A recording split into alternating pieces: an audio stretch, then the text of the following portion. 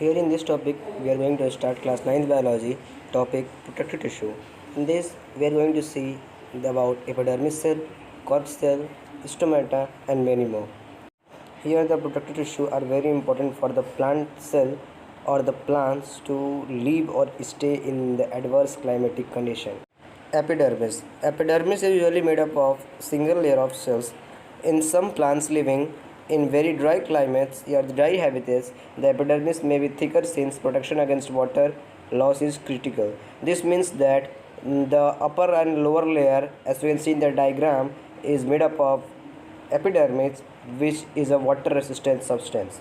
The entire surface of plants has this outer covering of epidermis. It protects all parts of the plants. Epidermis cells on the aerial surface of the plants often secrete a waxy water resistant layer on the outer surface. This aids protection against loss of water, mechanical injury, and invasion by parasitic fungi, as you can see in the example diagram.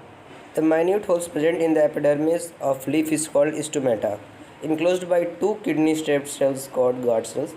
They are necessary for exchange of gases with atmosphere and also in transpiration, that is loss of water in the form of water vapor. Here diagram A shows the lateral view and diagram B shows the surface view of the epidermis cells and the stomata. The more we know about this in class 10th, how the guard cell opens, how stomata releases the gaseous exchanges, means about all these you will study in class 10th, the chapter named the processes of life. The more functions of epidermis cells. Epidermal cells of roots whose function is water absorption commonly bear long hair-like paths that greatly increases the total absorptive surface area.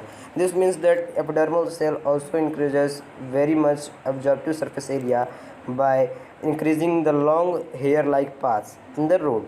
In desert plants, epidermis has thick waxy coating of cutin. Cutin is a chemical substance with waterproof quality. As plant grows older, the tissue undergoes certain changes. A strip of secondary meristem replaces the epidermis of the stem.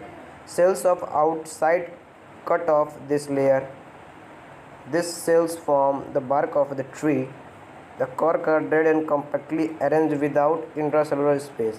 Intracellular space here defines as the space between two cells. They also have chemicals called suberin in their walls that makes them impervious from the gas and the water resistance.